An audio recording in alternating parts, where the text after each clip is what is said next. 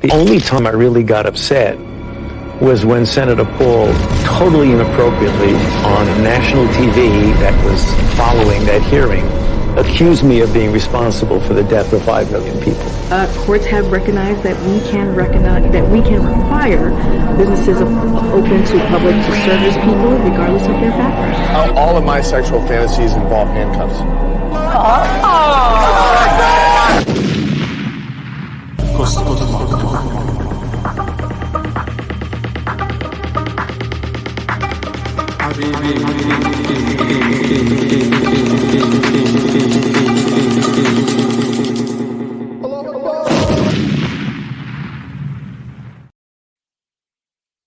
Assalamu alaikum wa rahmatullahi wa barakatuh. Wa alaikum assalam wa rahmatullahi wa barakatuh. What's going on, Habibis? I'm Siraj Hashmi. I'm Jay Kobbe. And we're the Habibi Bros. Welcome to another episode of Habibi Power Hour on Rumble. What's happening? What's good, Rumble peeps? Are you ready? Are you all ready? Repeat after me. La ilaha illallah Muhammadur Rasulullah. Congratulations. You're now a Muslim. Takbir. Allahu Akbar. Takbir. Allahu Akbar. Takbir. Allahu Akbar. And of course, if you want to support us and our never-ending conquest and the rising tide of Islam, you can always support us on Locals. bbros.locals.com, and you can join the premium chat on Locals that we have happening right now. Jay, you're sharing some tweets in there. What we got? The best place to recruit people for Jihad and Islam is on Rumble. 100%. I'm very excited to hear this. What's this that you're actually shooting your shot with Lex Friedman? What is it? Here, let me show the Habibis what's happening here. This is something else right here. Lex Friedman tweets out, "I'm not right wing or left wing, no matter how much either side attacks. In the end, we're one. I love you all. For podcasts, I'm trying my best to have honest, empathetic conversations with voices on the left and the right, each time still manning their case and the opposing case." So that's my Lex Friedman impression. I don't actually know what he sounds like because I don't really listen to Lex Friedman. And Jay, what did you say here? I said you should have the Habibi Bros on. We are on the side of eating ass, and the message is important. It is. It is 2022, and I think we need to all admit that we eat ass. And the problem is that there is a stigma on eating ass. Mm-hmm. And a lot of people are scared to come forward and admit that they enjoy the art of eating ass. So it is an art form. It really is. It's not as easy as people think it is. It's a lot tighter. There's some maneuvers that you have to do in order to wiggle your tongue in. I mean, we can actually do local exclusives. Why do you think we're so good at ululating? Right, we have practice. No, it's rolling the R's. It's because like in Arabic, it's ra. So rolling the R is really ra, and it helps. It helps you eat ass. So we'll hold sessions on Locals every Thursday night. To help people eat ass more, and it helps these people who think that they're all alone. Like they sit in the corner alone, crying about the fact that they eat ass instead of wearing it like a badge of fucking honor, like I do. It's like dancing lessons. It's dancing with your tongue. Exactly. Practice makes perfect. It really does. It really does. That's wonderful. So, Habibis, welcome to the show. We've had a pretty wild week of news, and the last time we did a show a week ago, or at least in the time that happened since, Elon Musk and Matt Taibbi decided that now's going to be the best time to just drop a fucking bombshell. And by the way, bombshell, really?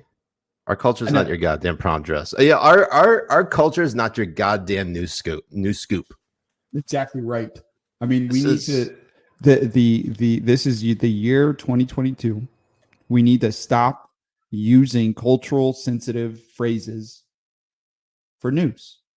It's sickening, honestly. Cultural appropriation, or like news dump. I'm sorry. My Taco Bell dinner is not your fucking news headline. By the way, speaking of Taco Bell, Jay, I just discovered this like moments ago. I think it's called the Taco Bell Takedown. Have you heard of this? I have not. Oh my God, this is like, I don't even know if this is. I only found it on Instagram, so this is gonna be tough to find. But I think it's on not Modern Warfare, Warzone. You heard of this? I've heard of Warzone, but I have not heard of this Taco Bell Takedown. It's like or maybe it's Modern Warfare. I'm a bit. It's all the same. It's all the same. It's all the same. I guess it's all the skin on it, just to make you waste more money. Really? Yeah, of course. You got to waste more money. I don't play it anymore simply because I don't have. I love how we get off on this tangent. Our ADHD knows no bounds. Absolutely not. We need. Well, I now really want to know what the fuck this Taco Bell dump is, because after this, I'm gonna go and get Taco Bell for sure. I know, and maybe I could find it on my phone. But I'll read the next story as we continue going on, and that is the Twitter files. Matt Taibbi and Elon Musk. Apparently, Taibbi decided to become to do PR work for the world's richest man. At least that's how everybody within the corporate media likes to describe it. Well, especially NBC shill and piece of shit, Ben, whatever the fuck his name is. That Cummins. Guy is Cummins. He donkey's coming his ass. That's what it is. That's Ben Donkey's coming in his ass.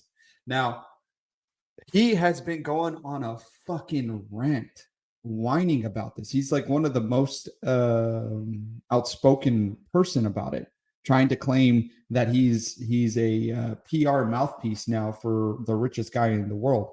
That's how he's trying to frame it. It might be the weirdest thing I've seen from a reporter claiming to be a non-biased, if you will, to be what's the word I'm looking for? Not. Look, this guy works for Comcast, and he's talking about Matt Taibbi doing PR work for Elon Musk. But let's get to the actual story of what's happening with the Twitter files, because it's still unfolding. If you haven't actually had a chance to read through the actual thread, I recommend that you do. I will just take a few examples of, or at least a few takeaways from what was said in that exchange, because Jay's illiterate. Jay can't read, so I have to read it out to him. Right? Please. Right, Jay? Yes. Okay. So let me at least share my screen with you. And it's okay if the sound isn't on. I will boomer it one way or another. It's gonna have to happen. It's gonna happen. So and this is like a 29, 30 or 30 something tweet. He missed a perfect opportunity to truly be legendary and end the thread at 69. Terrible. Missed opportunities. Either way, you should rag on about. Either way, in the first part of the thread, Matt's setting up the stage, saying, like Twitter had, met and exceeded all expectations as being like this tool that everyone could use to engage. It became a public square. And then around the 7th tweet in, he talks about how these tools that they use, that they're finding more uses for, and that outsiders of the company started petitioning to manipulate speech as well. First, something innocuous, and then it became obviously more frequent, and then it started happening constantly. And by the time that the 2020 election rolled around, you now have campaigns, the Biden and Trump campaign, but mostly the Biden, because let's be honest, Twitter tends to own it. They skew heavily one way. You could say both sides, but it's really just one side at this point, where specifically within the content moderation side, the Biden team would send over these lengths of tweets, and someone will respond, handled these, whatever that means. It basically request from the connected actors, as Taibbi writes, to delete these tweets. Now it continues on to the Hunter Biden laptop stories, 2 stories that were posted by the New York Post. And if you if you don't suffer from amnesia like I do, Jay, what happened then? What happened around that time? I can't remember. So that was around that time was getting the stage set up for the 2020 elections, and they suppressed a story about a laptop that belonged to Hunter Biden that had a lot of incriminating evidence and also just like disgusting videos and sound clips and emails on his dealings with China and potential links with his father to these dealings as well. And instead of, allowing this story to be, organically posted on Twitter, they were suppressing it. And they were suppressing it as you go through Matt Taibbi's tweet thread by the FBI. And the excuse they used on this was some vague TOS that they just produced for this specific case, talking about not posting hacked materials right on Twitter. And the biggest story before this, if you remember, was Trump's hacked tax returns. Right. And that was posted everywhere, right? That was posted everywhere. That was not suppressed. You had video clips of Chris Hayes with boobs on there talking about it and everything. And there was no suppression of the story whatsoever on any. Wait, hold up. Chris Hayes has what are we talking about with Chris Hayes? He's got boobs now. I think because Chris Hayes is gender fluid. When he's a chick, he's Rachel Maddow, and when he's a guy with boobs, it's Chris Hayes. So it's like he goes from one to the other. Are we talking like C or D cups? I think when he's Rachel Maddow, she tapes her boobs. Oh, okay. Yeah, but Chris Hayes himself has like a he's got some things. He's got some titties on him. Those things are thangin', are they? Yeah. Oh yeah. Wood. Anyways, getting back to the Twitter files. Now you mentioned, of course, that that Twitter suppressed these the New York Post story over the premise that they were hacked materials. However, there was no evidence for them to even come to that determination. They acted before they even had essentially 100% evidence that it was hacked.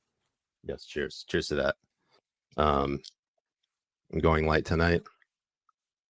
Oh, like every other night, being a bitch. That's true. I'm a lightweight.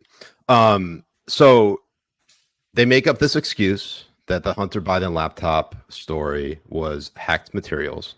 They thought they were forewarned. Twitter, as well as Facebook, was forewarned. Mark Zuckerberg admitted this on Joe Rogan, that the FBI had approached him and his company saying that, hey, just FYI, we're gonna you should be on the lookout. There's gonna be some, disinformation campaigns from Russia that you all need to,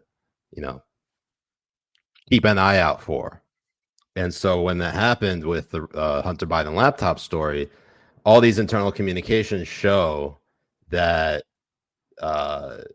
basically Twitter acted through Vagina Gade, Yoel Roth, Vagina Gade, Yoel Roth, and Deputy General Counsel Jim Baker, who used to be in the actual FBI, who is somehow working for Twitter at this point. Well, was working for Twitter. He was fired.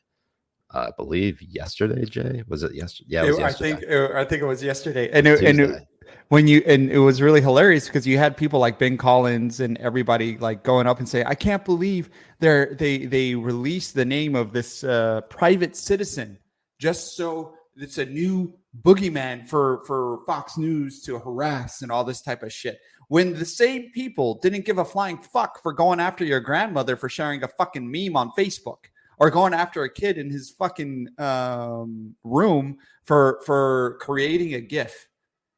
These same fucks are going to go and white knight a fucking FBI informant and employee and former FBI employee, and a lawyer, somebody who had immense fucking power compared to these other people that they go and harass, especially like the Covington kids as well, or fucking what's his name? The kid, Nick Sandman, Kyle Rittenhouse. Kyle Rittenhouse or Nick Sandman, or all these other people who are like nothing compared to this fucking guy. Baker actually had real power and abused his fucking power for a political party that they agree with. The best thing, one of the best things, honestly, that Twitter has shown us is exactly what reporters and journalists are, especially in the corporate media. Absolute fucking shills and pieces of fucking garbage. Yeah. We got a $5 super chat over on Rumble. Julian Delfiki, thank you. Says Taco Bell takedown is when you get tricked by someone into eating their ass the day after they had Taco Bell. That's not a trick. That's a reward. That's a reward. It is that you do get a little bit more flavor in there. So, right. Just a heads up to our YouTube audience. If you're watching this, we are going to stop streaming on YouTube. As in, we are literally going to cut off the stream right now. We included a link to our Rumble stream in the description, so go ahead and click on that if you want to watch the rest of that. We'll see. I'm gonna go into the seasonings of eating ass when they eat Taco Bell. You can exactly. This is seasoning. You don't want to miss this. This is the spicy content that you're all looking for, that you can't get anywhere else. Why, Jay? Because we're family. Because we're family. We'll see you over there. And now that the YouTube stream has ended, now we can take our shirts off, right, Jay?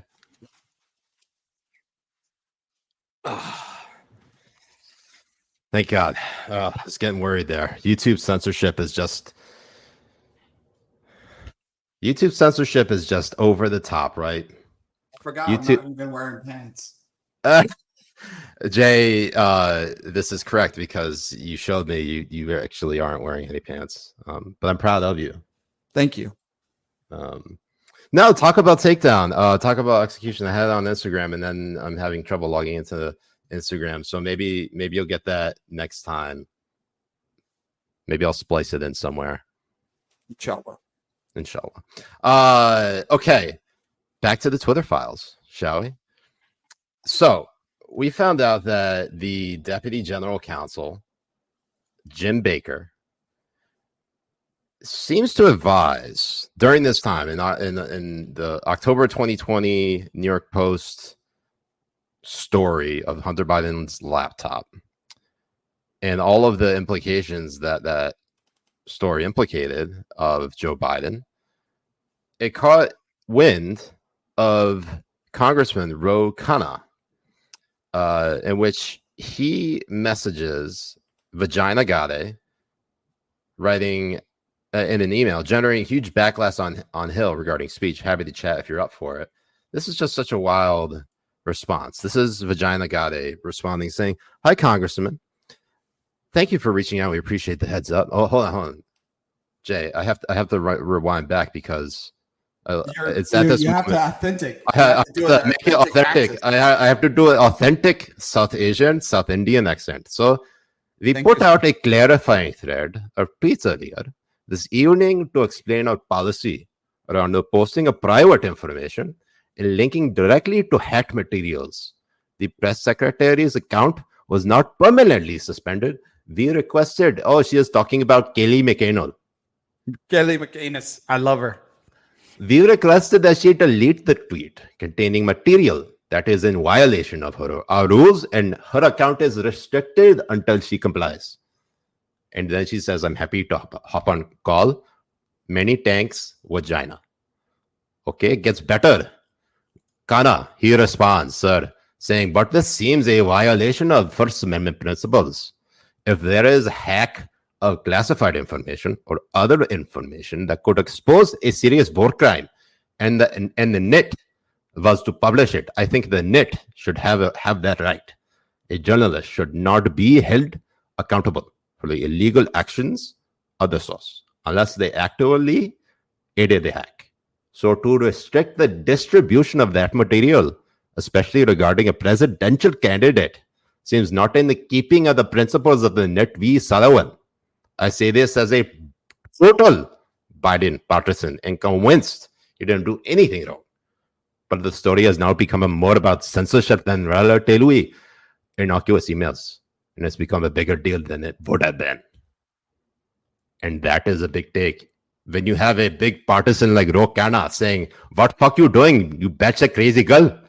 And that's honestly really true. And when you go through the Taibbi emails, you see them starting to like really get into a panic where they cannot use the same excuse over and over again because they know it's not holding any water whatsoever. Because it's absolutely true. If this was a hack on Trump Jr.'s laptop, they would be pushing it themselves. These motherfuckers would put it on the Twitter news section or whatever, saying like what's happening now on Twitter and all this type of stuff. You wouldn't believe, and they were posting links all over the place for it. And there's zero doubt they would be doing this. And it's really funny when you bring this up to a lot of journalists out there. They just go back to say, look, it's part of the TOS, or look, this is what it's absolute garbage bullshit. You even had Jake Tapper, the piece of fucking garbage that he is, saying that the only thing New York Post has to do is delete the tweet. Like a little fucking bitch. When you see stuff like that coming from people like Jake Tapper, you know they're not they're not real journalists at all. All of their credibility is killed. It's dead. 100%. You cannot essentially. You cannot trust anything that comes out of these fuckers' mouths or anything that they even fucking publish. This right here was a tell that they are absolute partisan activists. Absolutely 100%. Essentially. So look, as things have progressed, and I want to share this with you now because basically there was a supplemental dump, and by dump I mean what Jay and I do actually at the same time, and then we text each other about it. It's insane. It's like it's even more in sync than if women were living together and they had the same periods in sync. Yeah. Him and I, even when I'm at work and we're 3 hours apart, dump at the same time, and we're dumping at the same time. It's just insane. Just shows you that every time I make the comment that I really was born on West Coast time and I never shook it off. It's essentially 100% true. Yeah, and honestly, when they say that souls, sometimes when you find your soulmate, it means that God split one soul in half and put it in two bodies. Mm-hmm. That's what this happened right over here. That's why I have an inch dick. He has an inch dick, and combined, we have a 2-inch dick. Which is even more impressive. Absolutely. To our queen, Caroline Ellison. Okay, so getting back to the Twitter files here. I know we've spent a lot of time on it, but trust me, we have other stories we want to talk about.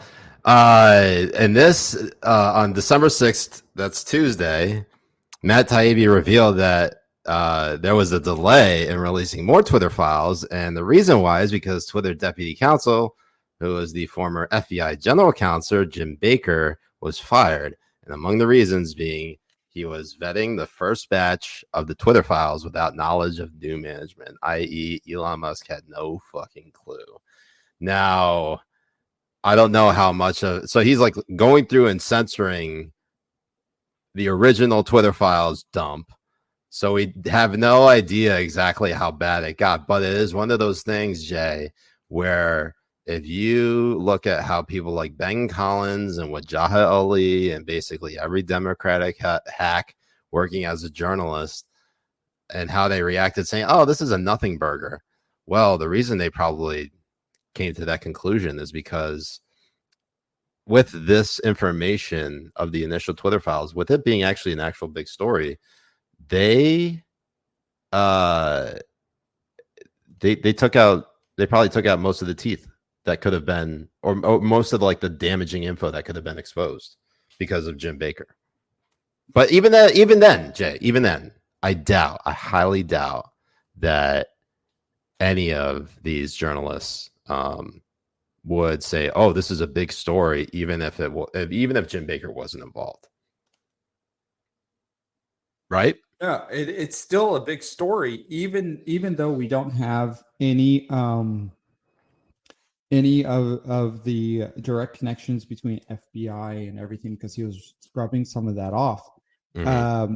The fact that we still have political parties being able to dictate what is on Twitter and what is taken off Twitter is a scary fucking thought. This isn't fucking China. You are not, if you're running a private company like Twitter, you are not supposed to work on the whims of anybody asking you to take down tweets and stories and all that kind of stuff. Because the only reason why they took down the Hunter Biden story is because they were told to, not asked to, not requested to, nothing. They were told to. Instead of saying, can you take these down or anything, they said, look at these. And then they replied, handled. Right. There was no pushback whatsoever. It was a direct, it was a directive by a political party, by a political campaign, by a political entity, whatever you want to call it. It has ties to a political party. Now, yeah, the only reason why the other side didn't get as much treatment is because, Twitter is full of left wing. But the fact that they were still doing some of the stories on their requests is still fucking concerning. You're not supposed to be an arm. Sorry, I got cock in my throat. You're not supposed to be an arm of a political party when you're running a private company like this, especially when it comes to free speech. It's like regulatory capture, Jay, how oftentimes people who are within the regulatory agencies oftentimes go and work for the companies that they were previously regulating. Right. Kind of like this. Like a Goldman Sachs executive being being a retired, being in a treasury being a treasury secretary, or like a pharma CEO going over to HHS or the vice versa. But like all of that, and it's right in front of our faces. And like it's if Nina it's by design, Jay. If Nina Jankowicz, the queen of disinformation for DHS, started working for Twitter, that would be regulatory capture. Now, for those of you who are wondering, why is Jim Baker even a big deal? Well, he was heavily involved in the Steele dossier and Alpha Bank server mess.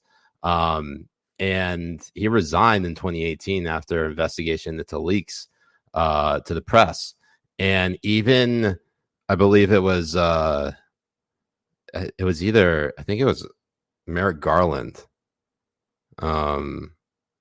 Maybe it wasn't Merrick Garland. So I think it was Andy McCabe, actually. Or actually, I can't remember. One of these partisan bitches was like, yeah, Jim Baker lacked candor. I think. Right? Am I getting that? I don't know. You're gonna have to find it for me. Oh God. It's like that I don't know. But the fact that you have somebody who is pushing something like the Steele dossier that we find out later that has zero fucking corroborating evidence whatsoever, but every single person, Jake Tapper included, was pushing it like it was some sort of fucking fact. Like the Steele dossier was like this holy grail of going to take down Trump as a Russia colluding or Russia asset president. And we still have zero accountability for all of these people who pushed it as truth. And then now we're supposed to sit here and listen to them about the Twitter file dumps? I think fucking not. I think they can go and suck a big fat donkey dick.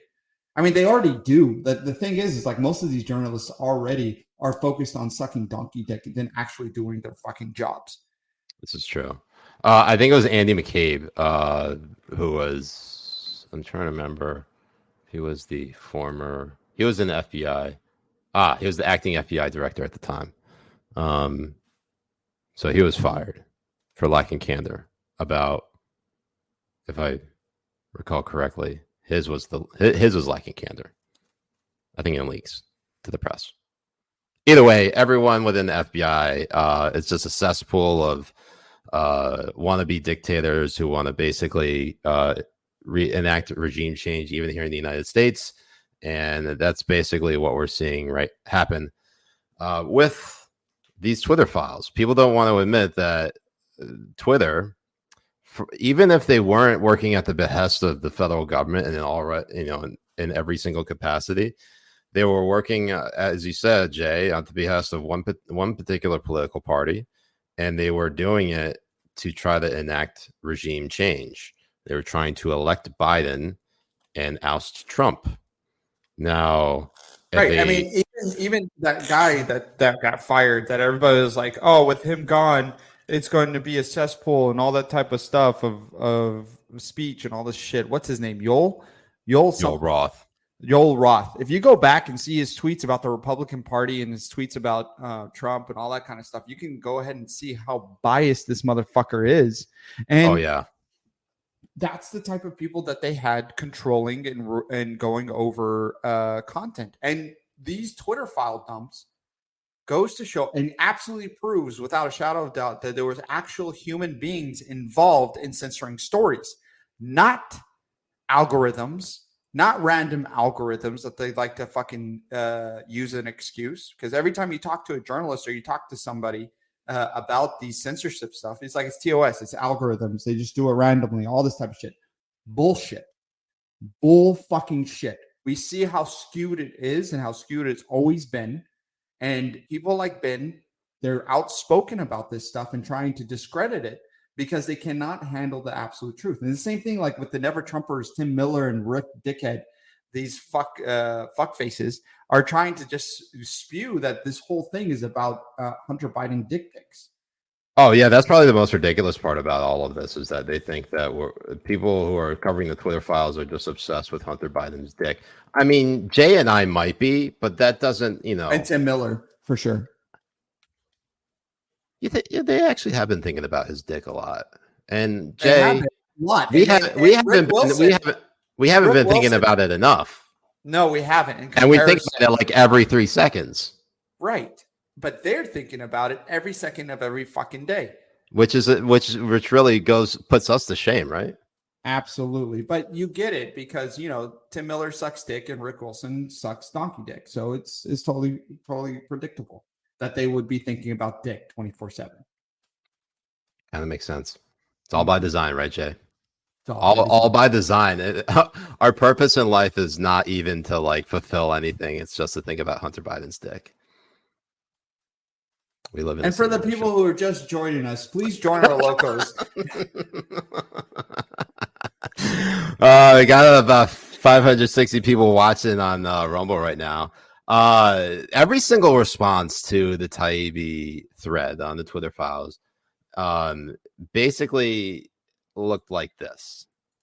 It was just a who's who of, as you say, Jay, dick suckers, who talk about, imagine throwing it all away to do PR work for the richest person in the world. Humiliating shit.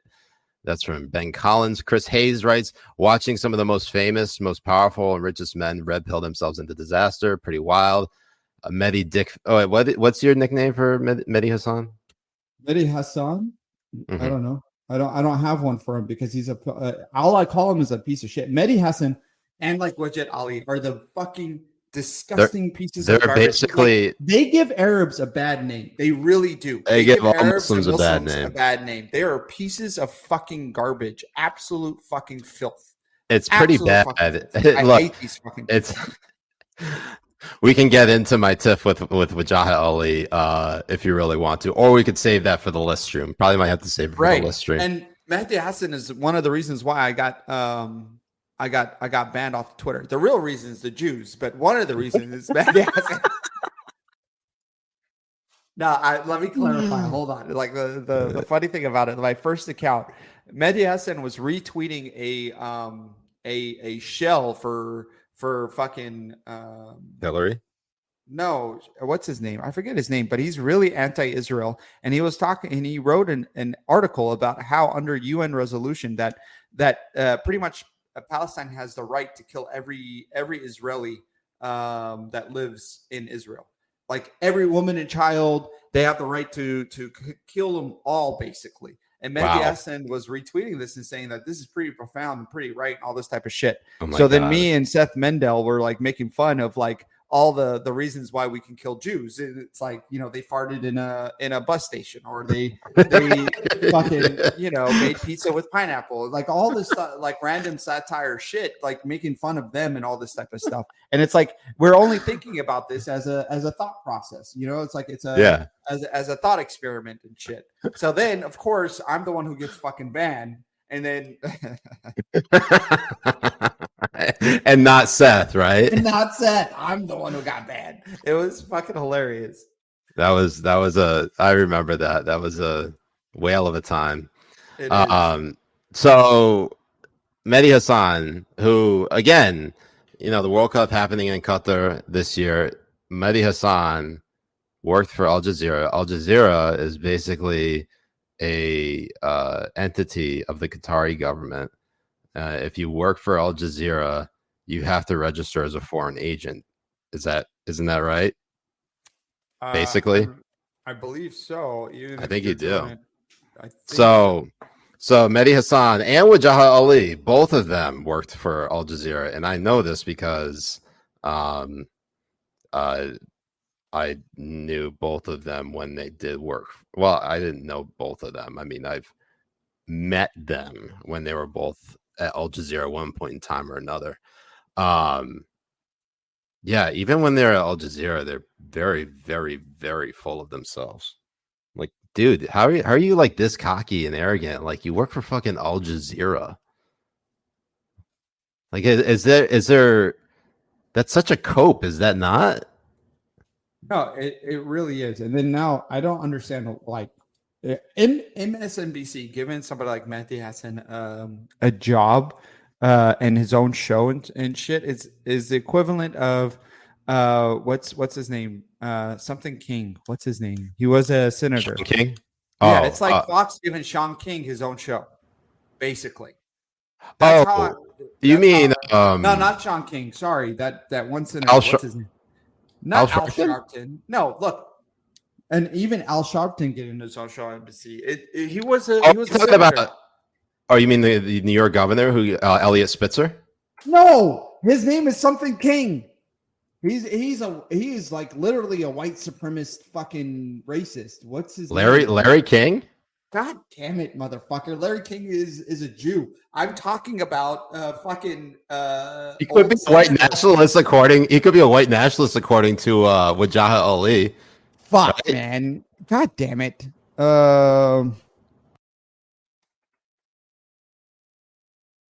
Something King. Something King. I know it was something King. Was he a senator or a congressman? He's you mean Steve King? Steve King. Thank you. He got his own show? No, I'm saying that it would be equivalent as giving that guy the same show. Oh, okay. Yeah, because he's a fucking like a racist piece of shit. And it's the same thing with Al Sharpton. And it's the same thing with the Mehdi. Wait, Don King? Why? Don King? Why would a boxing promoter? Yes, exactly. Don King is exactly who I was talking about. Yeah, because we don't see color here. That Don King and fucking Don King doesn't realize he's basically a vessel. Al Sharpton doesn't even have King in his name. I don't even understand it. I don't get this. All of these people of color are just vehicles for white supremacy, right, Jay? That's absolutely true. 100%. All right, so let's get to Wajahat Ali's tweet. I didn't even read Mehdi Hassan's tweet, but you know, it's basically the same shit. It's fucking let's read this retarded ass tweet from Wajahat Ali, who honestly never ceases to amaze me in how retarded one person can be. And you know, Jay, at this point, the way that we're going right now, we've done this for 40 minutes. Let's just do the entire episode on the Twitter files. Fuck it. Okay, let's go. Let's just do it. We'll save the rest for later. So, Wajahat Ali tweets out, Matt Taibbi, what sad, disgraceful downfall. I swear, kids, he did go work back in the day. Should be a cautionary tale for everyone. Selling your soul for the richest white nationalist on earth. Well, he'll eat well for the rest of his life, I guess. But is it worth it? And I think, Spencer, you might have some of the responses that I dropped on Waj. Spencer is our producer who by far is the worst producer known to man. Yes. But he's our worst producer. So it's the holidays. We're feeling sentimental. So I responded initially to Waj's tweet saying that, this speaking of sellouts, have you been Waj? And I think it's important to distinguish that he is also a 40-year-old man who had a meltdown over being on the list. But jump over to this one. Thank you, Spencer. So, Waj, if you could zoom in a little bit on this.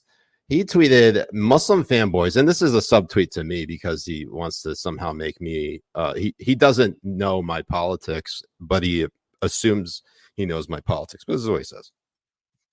Muslim fanboys of Musk and Trump are a very interesting bunch. They think their wealth and allegiance to the anti-woke will somehow shield them from a racist conspiratorial mob that considers them to be invaders and part of the deep state, chickens supporting Colonel Sanders. So this response, obviously subtweeting me, Jay, thinking that I'm somehow like Muslims in America, for one, can't think for themselves, but two, if we did think for themselves, if we did think for themselves. Oh, like Carolina Canuck responds to Waj saying, "You're having a meltdown because Siraj Hashmi is the only true femboy Muslim." Is this true? I wish we could do polling. Oh shit, we have 1,000 concurrent viewers here watching on the Habibi Power Hour stream on Rumble. Hell yeah, let's go. Welcome, Habibis. Welcome to all the new viewers. We're talking with our shirts off because this is what we do.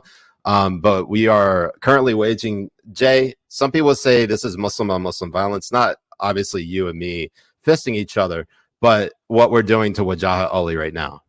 Well, what's really funny is there's that one tweet that was saying, don't give in to this act between Can you scroll up, Spencer? And watch it because it's trying to show a good Muslim versus bad Muslim. This is what they do to deceive you.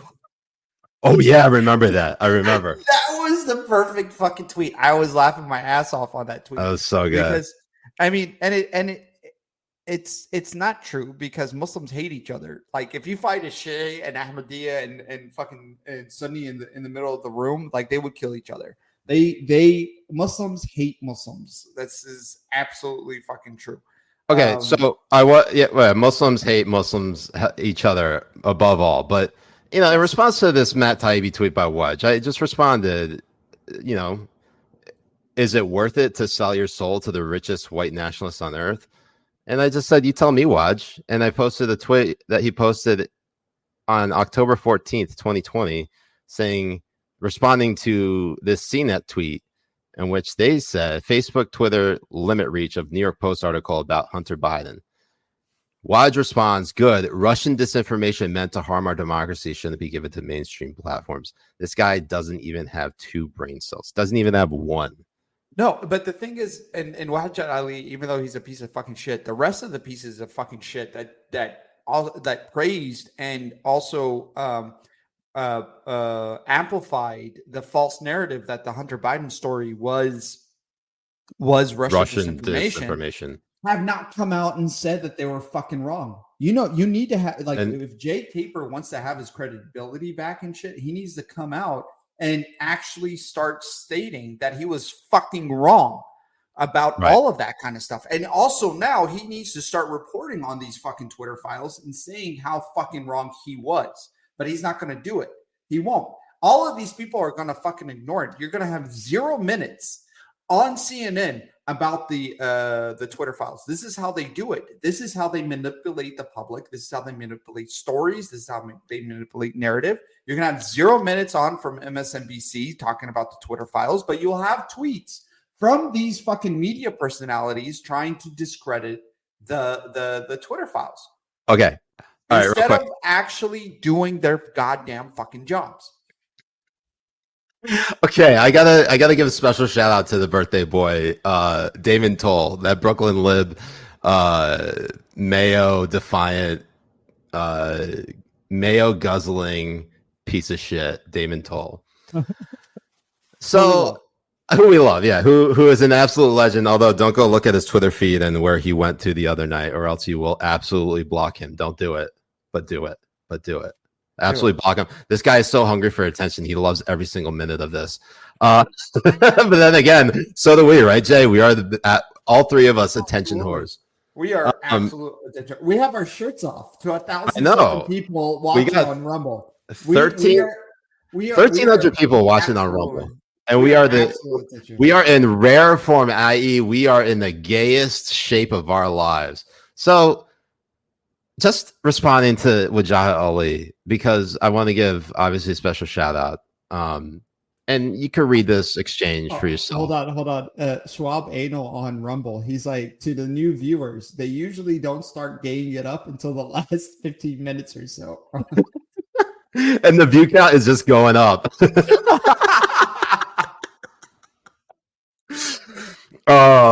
That's so good. All right, so I don't even want to get you dragged into the back and forth, but Waj and Damon are going out, and Waj is getting ratioed by Damon for simply writing reply.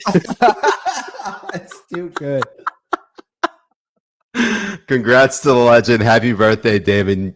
Don't OD tonight on the Mayo. All right, we need you. We need you on Twitter. We need you fighting the good fight. He's one of those rare honest libs who he might disagree with you, but he loves to get in on the shit posting and the dunking. And honestly, we're gonna get you someday, Damon. Whether it be red pilling or conversion to Islam, we'll get you.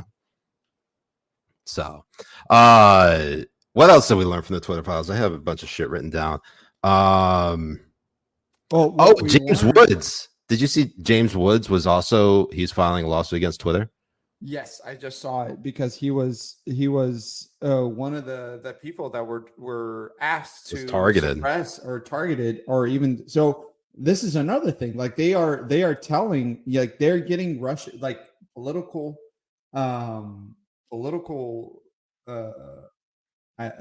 officials to ask them to ban certain accounts, and they are adhering to it. They are agreeing to it. They are saying, yes, we will ban these people off of our platforms and shit. And it really goes to show that they were never there as a private company, because you had all these people like, oh, it's a private company, they can do what they want. Yeah, right. They can. Which is very me like 5 years ago. Right. And it's also true, they can. But the thing is, when you have government entities dictating what to do, then it's no longer a real private company. And it shouldn't be even looked at as a real private company. Twitter is not like a government or a military contractor. No. They don't have any contracts with the government that has been shown to the public or anything like that. And we have the right to see what our government is asking for private companies to do. Just like with Lehman or whatever the fuck military Lehman.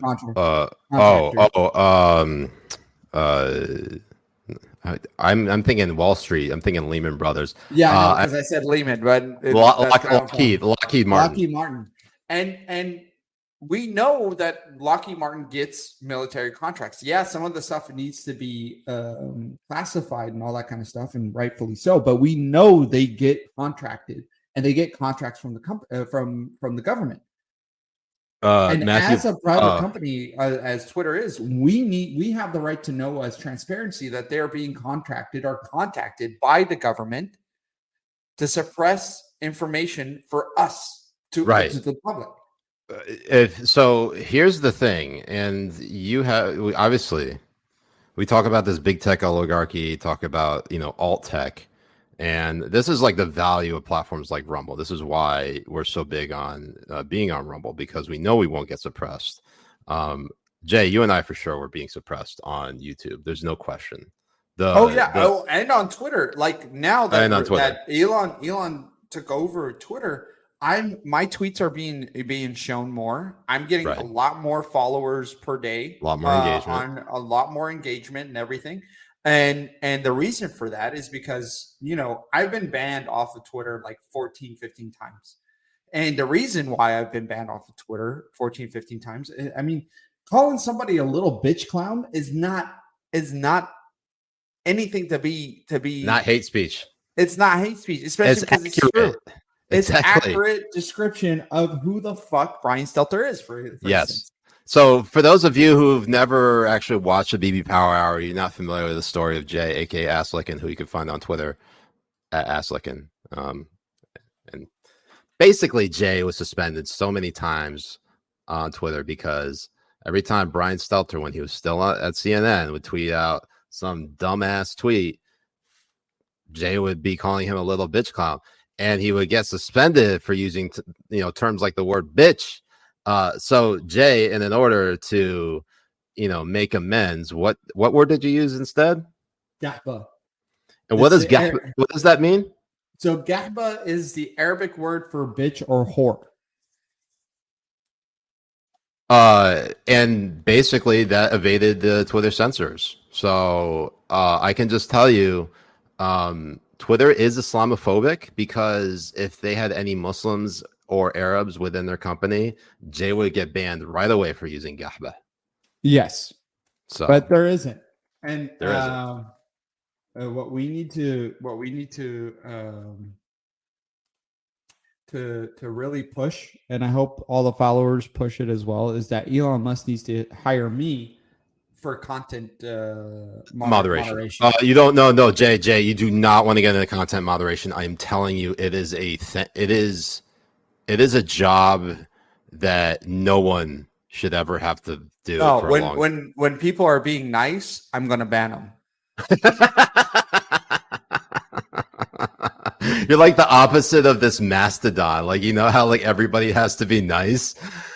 It's just the opposite. Everybody has to just shit can one another, and that's the only way that they stay on. Yes. If you even retweet something nice about someone, ban hammer. Yes, ban them. I mean, if you're nice to people, especially journalists, you're banned. The only way you get amplified is if you really, really go after 1669. Jay, we got 1669 concurrence on Rumble right now. Very nice. And the thing is Red Steezy, he really makes it a point to push out is that all these journalists who are really being butthurt over all of this is that they're butthurt because they are losing their toy. Their toy is Twitter. They are getting fucking absolutely ass reamed now that they don't have their fucking buddies at Twitter amplifying them. And Jim Baker actually allowing for people to reply to them. And look at how they're coping. Look at how they're coping.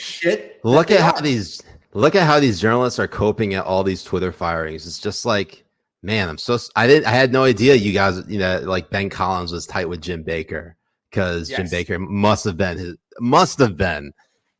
Ben Collins' source over at Twitter. Not that it really matters, just because. And then here's the weird thing, Jay. You have people like Ben Collins saying, "Imagine throwing it all away to do PR work for the richest man in the world." Imagine throwing it all away to do PR work for the fucking FBI and basically all of that ilk. Yeah, literally the deep state, the people who have fucked this country sideways. Right. Not just the deep state, any fucking political party. Imagine being a journalist who is doing the legwork for politicians who already fucking lie to us every fucking day and make our lives fucking miserable, and also to the deep state that are trying to destroy any kind of freedoms that we have. The thing about the deep state, the thing about the FBI, the thing about people who have authority, the thing about government who want more power is that they want to suppress our rights. They want to suppress our freedom of thought. They want to suppress any power that we have as citizens. And they want to they want to have all the control. All of it. Instead of being what you're supposed to be as a journalist in journalism, a voice for the most vulnerable, a voice for citizens, a voice for people who don't have power, to hold people who have power accountable, you are actually being the fucking lackey for these people. And I mean that on both sides. Like one of the most, like for example, in the Trump years, you had Sean Hannity, who was a fucking lackey of it's a disaster. Insufferable. And then now we have, and even during then, we still had people like Ben Collins, and we had people like the head editor of the Atlantic. Until now, his big fucking story about Trump saying shit on veterans hasn't been corroborated. Oh, and we still have people Jeffrey sharing Goldberg. that shit. That dude blocked me. Absolutely fucking true. And he blocked me when I put him on the list. What an absolute soft piece of shit. He's shit. Soft. And one thing Twitter has shown us, and I think the only good thing to really come out of Twitter is show us the nature of these people, the nature of the Chris Hayeses, the nature of the Mehdi Hassans, the nature of the Ben Collins, that they are just lackeys for the government. There's one thing, and it's no longer just the government. It really is the. I mean, I guess you could say it is the government because the deep state is largely controlled by the establishment, the Barack Obama, Clinton, George W. Bush types of operatives. Yes, and one thing we've really seen different on like Jay Taper is he's not posting as much of his own commentary bullshit, and I think it's because of the take of Chris, whatever his name is, taking over for Chris CNN. Light, yeah. Because he's trying to show him. He's actually like cleaning that place up, which is something you actually need. It's insane it's taking this long. I mean, I still don't trust CNN, but right. I'm just saying it's good that they are moving in a direction that journalists should be moving towards. They shouldn't be editorializing everything. They shouldn't be putting their partisan spin on everything. And the fact that they still have Don Lemon, kind of. I'm hedging my bet still. They moved them to. I think they moved. I know they moved them to the morning. No, I know they moved them to morning, but like still, it's still employed.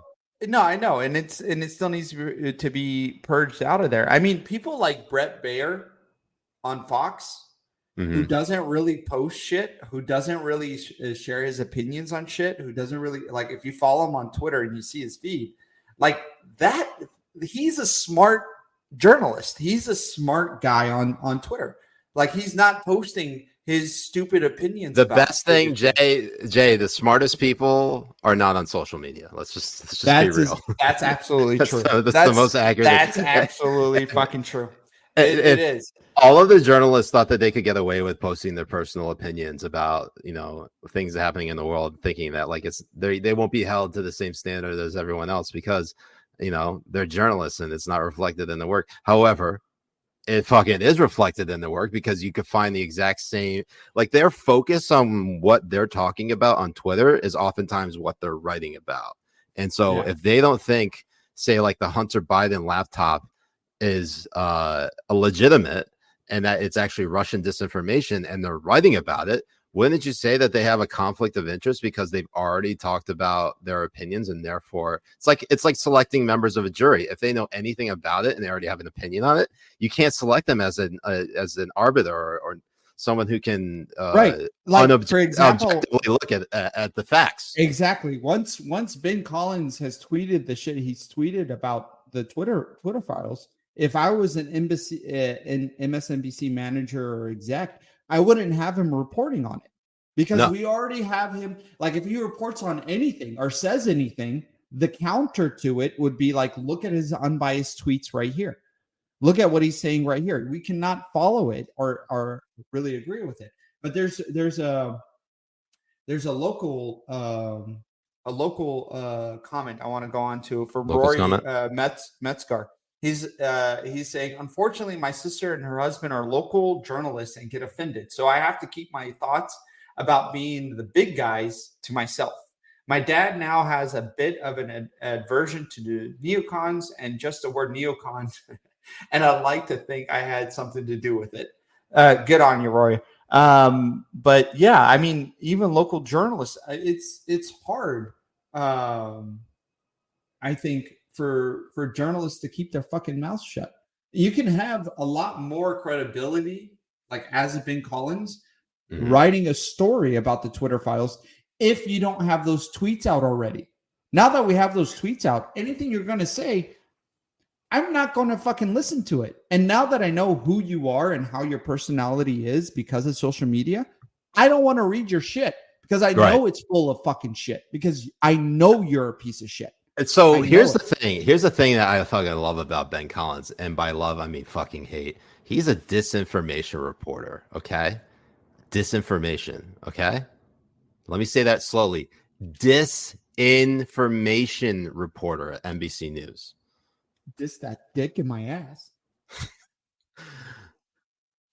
I'm just like trying to rack my brain around someone who reports on disinformation happens to spread even more disinformation, whether wittingly or unwittingly, but they're doing it probably worse than every single person that they've ever reported on. Well, I want to get to some Rumble comments. Yes, because they're really good. Who asking? These two are ready to get their 72 Muhammad virgins now. Please hold on, Jay. Hold on. Please let them be Caroline Ellison. Yeah, inshallah. And Strokeman is saying, should we at home take our shirts off? Yes. Absolutely. And take pictures and post them with the hashtag Habibi Bros on Rumble. So take your shirts off, take pictures, especially women, take pictures and post it with the hashtag Habibis on Rumble. Habibis on Rumble. Yes. And then Zachary is put your hijab, or is it Habibi? No, I think you're thinking about hijab, but still. No. Wait, I don't want people with their shirts off having hard-ons sending dick pics right now. No, I'm just trying to. She's hot as fuck. I can't handle this. Okay, sorry, Jay. Didn't want to make you come too quick. I'm still going over this. Hold on. Okay. Hold on. 1 second. Burnout, dude. It's not even hot. The fuck is this? Some gay shit? If you were worried about gay shit, look no further than Caroline Ellison, who will turn any gay man straight. Look at that face. Look at that. Oh, look at that angel. I mean, look up FTX sex tapes right now when you see do what you have to do. I don't care who you're around. Do it right this second. I don't care if you're in a public place. I don't care if you're with your family. Google that shit right now. Actually, show it to your family.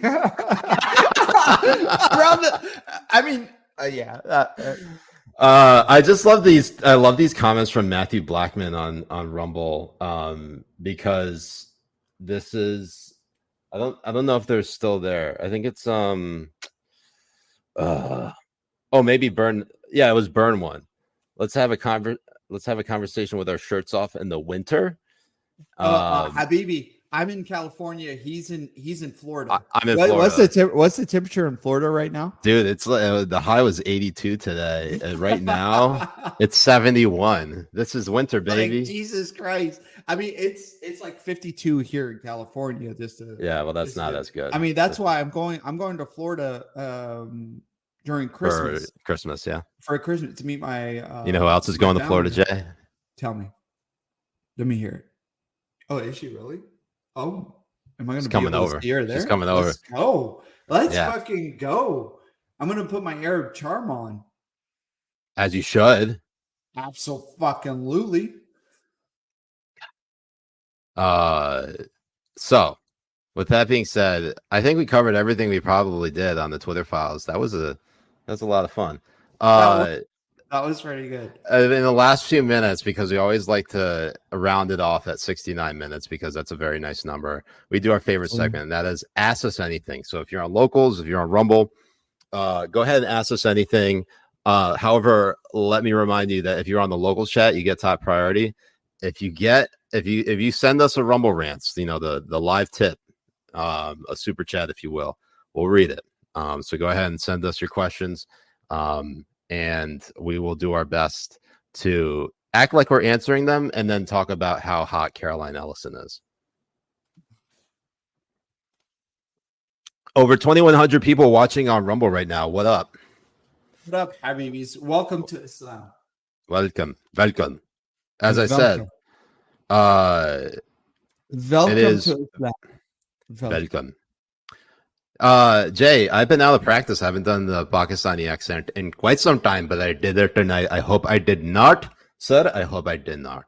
You did not. MashaAllah, you did not. Rory Metzger says, how are those postcards coming? Just so you guys know, these postcards, I think, were supposed to be sent in 2020. Beginning of 2021. We're getting into 2020 fucking 3 right now. Jay, I don't look. If I have to introduce those postcards to Caroline Ellison to make them come sooner, I would. All right, Habibis, we should do a joint lawsuit on this. That's what needs to happen. You should at this point. At this point, I'm surprised I don't know if any of you have like a betting pool going on of like which month these earned postcards are going to be released. Never. That's what it is. It's never going to happen. Never say never, Habibi. Never say never.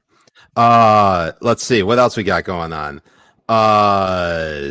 Roy Mitzer, subscribe to their locals to see their exclusive reenactment of Bros, the movie Bros, that did absolutely fucking shit in the fucking in the box office. It was really true because he was like, "Oh, I was expecting our straight allies to go." I'm sorry, straight people don't watch gay porn. Wait, except for me and Siraj. Oh yeah, obviously. Yeah, obviously. Master Thief has Joy Meatballs coming in asking, "Why are you gay? Why are you gay? Why are you gay? Jay, why are you gay? You are gay. Why are you gay? I'm not. You are gay. You are gay. No, you are gay. Why are you gay? That was so golden. So golden. I was laughing. That was an interview in. Oh my god. I can't remember where. But what is this? This is from Master Thief, saying I had this inflicted on me. Here, is this a chat? I had this inflicted on my eyeballs today, so now you do too. This is from the locals chat. Pup Ravage posts this photo saying, "Well, after nearly 3 decades in uniform, this old army dog is finally gone. As of today, he's Colonel Ravage, U.S. Army, retired. It's been a great run."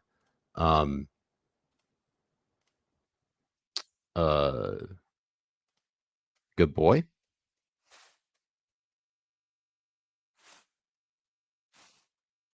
Matthew Backman. Do Muslims like Hitler like he does? It depends on it. Honestly, it depends on which country you're asking, but for the most part, kind of. I actually, I'm afraid to ask other Muslims what they think about the Holocaust because I cannot ever be sure what their response is going to be. You can never be like, "Oh, the Holocaust was terrible." Like you're expecting that, and be like, "Okay, we can move on. We can actually talk about like, maybe continue on this like friendship or relationship, or just exchanging and being around each other." But as soon as they like pause, then you're like, "Oh fuck."